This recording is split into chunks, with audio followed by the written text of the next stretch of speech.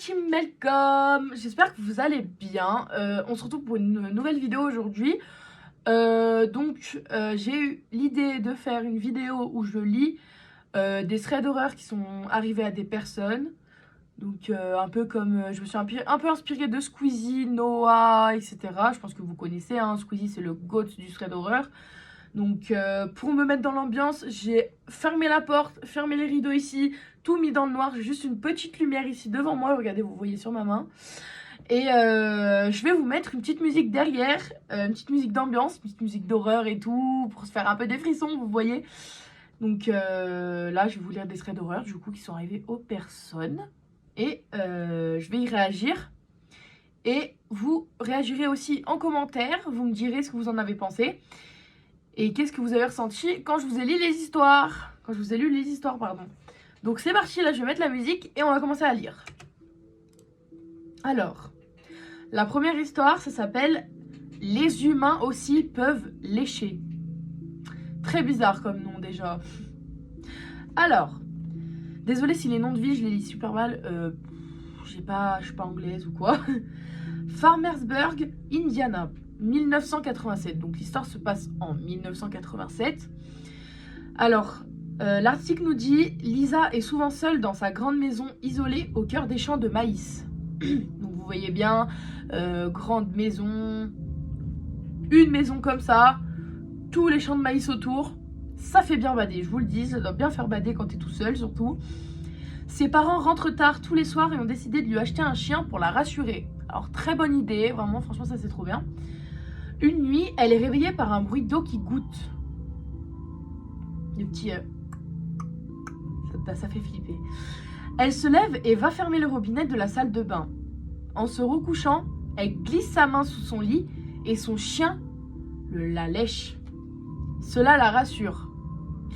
Vous n'êtes pas prêts. Parce que je crois que j'ai déjà entendu parler de cette histoire et vous n'êtes vraiment pas prêts, les gars.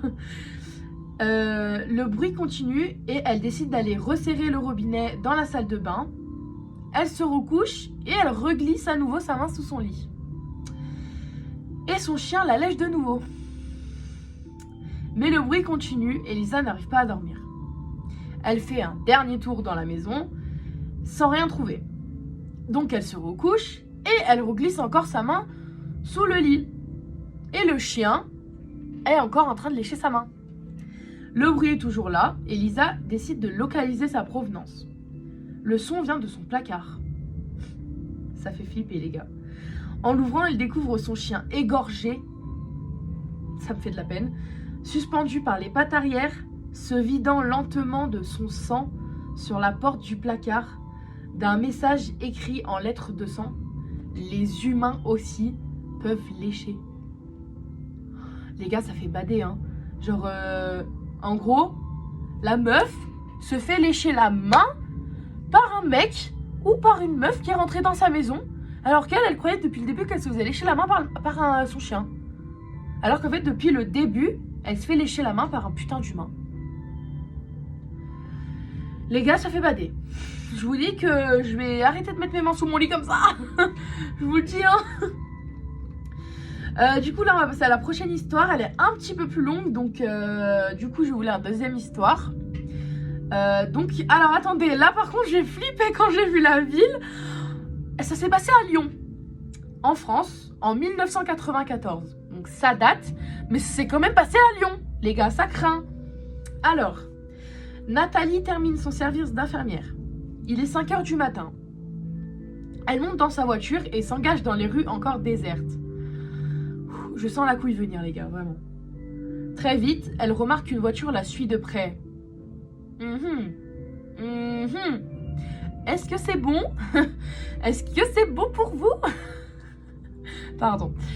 Au moment de la dépasser, la voiture se rabat violemment derrière Nathalie et commence à lui faire des appels de phare. Très chelou la personne derrière. La jeune infirmière accélère, anxieuse, comme tout le monde aurait fait. Je pense que déjà, tu vois, il y a une personne qui est collée derrière et qui se rabat à toi alors qu'elle veut te dépasser, elle se rabat derrière toi. Je pense que tu fonces, tu te tailles ma gueule, tu te tailles. Alors, la jeune infirmière accélère, anxieuse comme je viens de vous dire. tout en essayant d'apercevoir le conducteur du véhicule dans son rétroviseur. Les appels de phare continuent, frénétiques. Elle tourne à droite, puis à gauche. La voiture la suit. Nathalie commence à paniquer.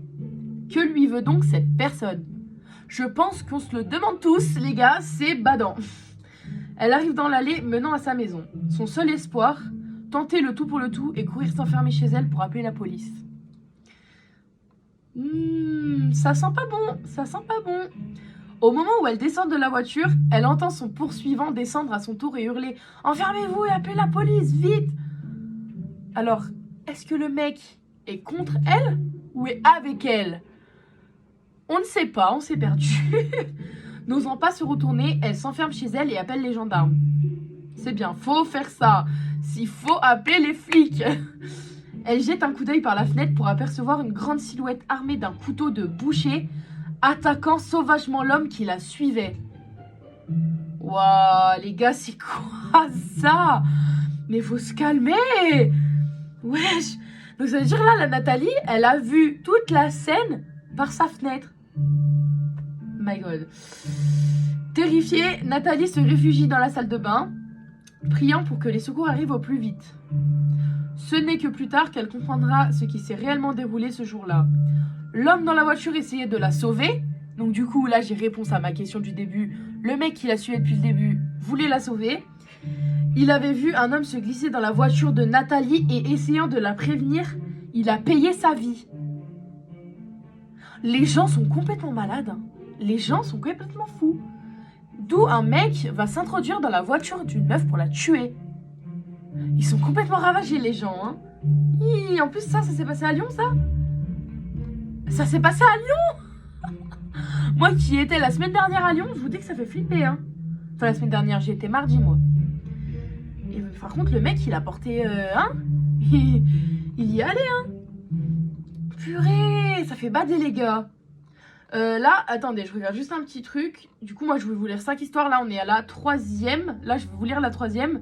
Elle est longue, hein. Je vous le dis, elle est longue. Donc là, c'est la babysitter et le tueur à l'étage. Alors, ça se passe à Windermere, au Royaume-Uni, en 1982. Donc, la personne s'appelle Hélène.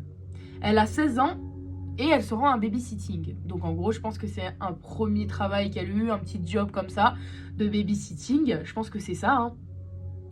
Elle doit ce soir garder les 3 enfants d'un jeune couple, absent pour la soirée. Quand elle arrive, il l'informe que les enfants sont déjà couchés et qu'ils ne rentreront pas tard. Hélène s'installe dans le canapé de la grande demeure et ouvre un livre. Le téléphone sonne, mais quand elle décroche, personne ne parle à l'autre bout de la ligne. Les gars, ça c'est insupportable. Quelques minutes après, le téléphone sonne de nouveau et cette fois, une voix glaçante lui répond. « Es-tu allé voir les enfants ?» Puis plus rien. Les gars, ça fait bader. Désolé, mon téléphone il bug. Ça fait bader, les gars. Pensant qu'il s'agissait du père qui l'appelait pour savoir si tout se passait bien, elle se dit qu'il a été coupé et qu'il va la rappeler. En effet, quelques minutes plus tard, le téléphone retentit. « Es-tu allé voir les enfants ?» répète la voix. « Monsieur Stuart ?» demande-t-elle, inquiète. Personne ne répond. Ça fait bader. Elle décide d'appeler le restaurant où dînent ses employeurs, mais on l'informe qu'ils sont partis depuis 10 minutes.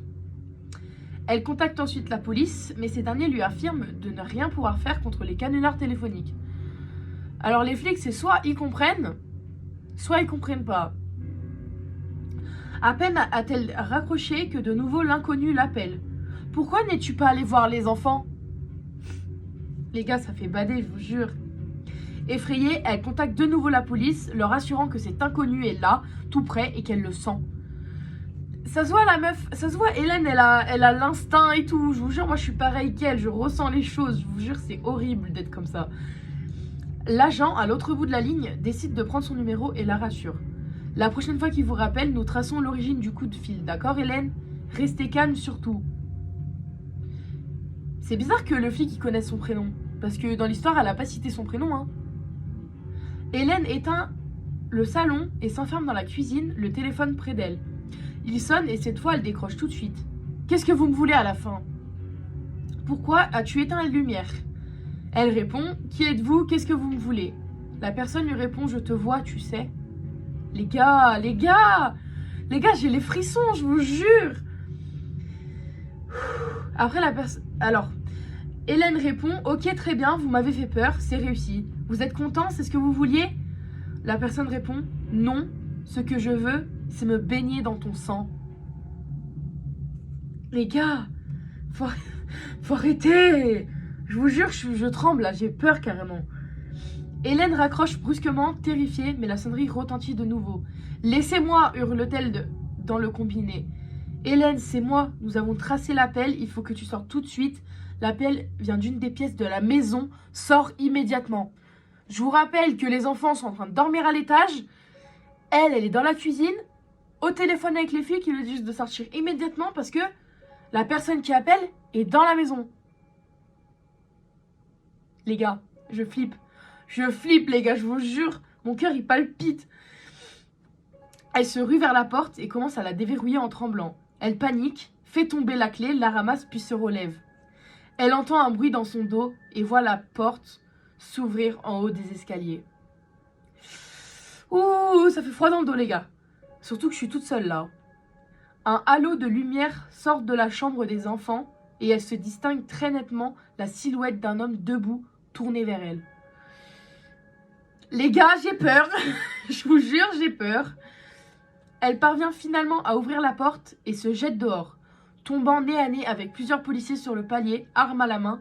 Immédiatement prise en charge par les secours, elle a juste le temps de se retourner et d'apercevoir le tueur fou menotté par les policiers.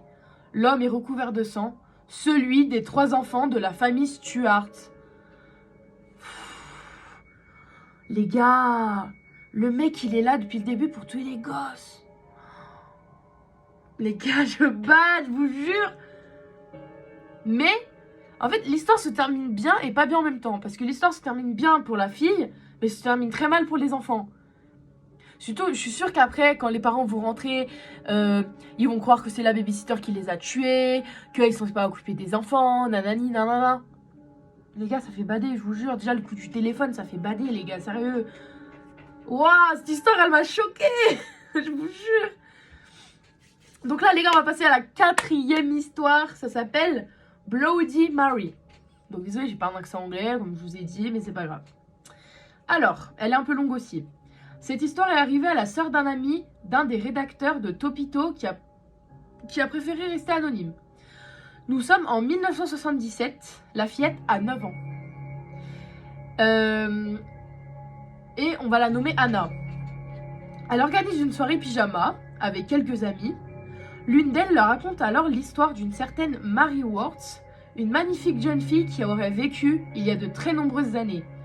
Suite à un très grave accident, Mary s'est retrouvée horriblement défigurée, sachant qu'à quel point cela la rendait folle de voir son beau visage abîmé. Ses parents l'interdirent de voir son reflet.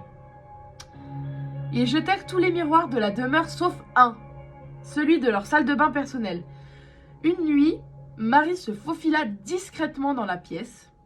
Dès qu'elle découvrit son visage, elle s'effondra. Elle voulait terriblement retrouver son ancien reflet qu'elle marcha directement dans le miroir pour le retrouver. Jurant de défigurer à son tour tous ceux qui voudraient chercher Bloody Mary dans sa cachette, après avoir entendu cette histoire, Anna et ses amis se disent que ce serait une bonne idée d'essayer pour voir. Ah, mauvais bail les enfants, mauvais bail. Elle s'enferme alors dans la salle de bain et répète devant un miroir « Bloody Mary, Bloody Mary, Bloody Mary » 3 fois. Soudain, une des amies d'Anna se met à hurler tellement fort que la mère fait irruption dans la salle de bain. Elle allume la lumière et découvre une scène horrible. Toutes les filles sont assises par terre, paniquées. Une seule reste debout, agrippée au lavabo, figée par la terreur. Le long de sa joue courent des profondes entailles sanguinolentes, de longues traces d'ongles laissées par le fantôme de Mary Worth. Moi, c'est ce genre de truc que je peux pas. Je vous jure, quand je vous lis ça, mon cœur il a... Waouh, je vous jure, c'est horrible. Anna n'a jamais oublié cette soirée. Bah bien sûr qu'elle a jamais oublié. Oh putain, ça fait flipper les gars. Je batte depuis tout à l'heure, je vous jure. Là, on va passer à la cinquième histoire et la dernière du coup. Elle s'appelle Le Crochet. Alors, ça s'est passé à Amherst en 1973. Alors, ce soir-là, Thomas D a un rendez-vous galant. Ouh là là, romantique le Thomas, alors romantique. Et il sait exactement où conduire Mélanie. Derrière le bois de la sortie de la ville se trouve une clairière isolée, parfaite pour une petite session de galochage. Oh là là, le petit coquin, dis donc. Il passe donc chercher sa dulcinée en voiture et se gare tranquillement dans la clairière, en laissant tourner l'autoradio. Soudain, la musique s'interrompt. Oula! Je vous dis, je flippe depuis tout à l'heure, ça me fait bégayer. Alors, je recommence. Soudain, la musique s'interrompt et un communiqué urgent est diffusé à la radio. Un meurtrier s'est échappé de l'asile situé à quelques kilomètres d'Amherst. Désolée, je suis en train de bégayer, les gars, je flippe. Le présentateur en donne une description un peu floue, mais précise toutefois que cet homme est très dangereux et possède un crochet au bras droit. Les gars, on n'est pas dans un pirate des Caraïbes là. C'est pas un pirate là. Effrayée, Mélanie demande à Thomas de la ramener chez elle. Hors de question pour l'adolescent qui compte bien montrer qu'il n'a peur de rien. Putain, mais le Thomas, il veut absolument galocher la Mélanie, hein. Alors qu'il se penche pour l'embrasser, un craquement de branches les fait sursauter. Mélanie fait tout de suite comprendre à son date que cette fois, il est temps de rentrer. À contre-cœur, il fait marche arrière et se met en route rapidement vers le centre-ville. Arrivé devant la maison de Mélanie, cette dernière descend de la voiture et se met à hurler de manière incontrôlable. Thomas se précipite vers elle et découvre ce qui la met dans cet état. Accroché à la poignée de la voiture, un crochet sanglant se balance doucement. Les gars, je flippe, je vous jure les gars. Donc là, c'est la fin de la cinquième histoire. Donc du coup, j'ai terminé cette vidéo, les gars. J'espère qu'elle vous aura plu. En tout cas, moi, j'ai bien flippé. Je vous jure, depuis tout à l'heure, j'étais comme ça là. Je vous jure, je peux pas. Du coup, j'espère que cette vidéo vous aura plu. N'hésitez pas à la liker, à me faire parvenir dans les commentaires si vous voulez d'autres vidéos comme ça. Et si vous avez aimé ce concept, je vous invite à vous abonner à mes réseaux que je vous mets en description. Et je vous fais plein de gros bisous. Abonnez-vous, bisous!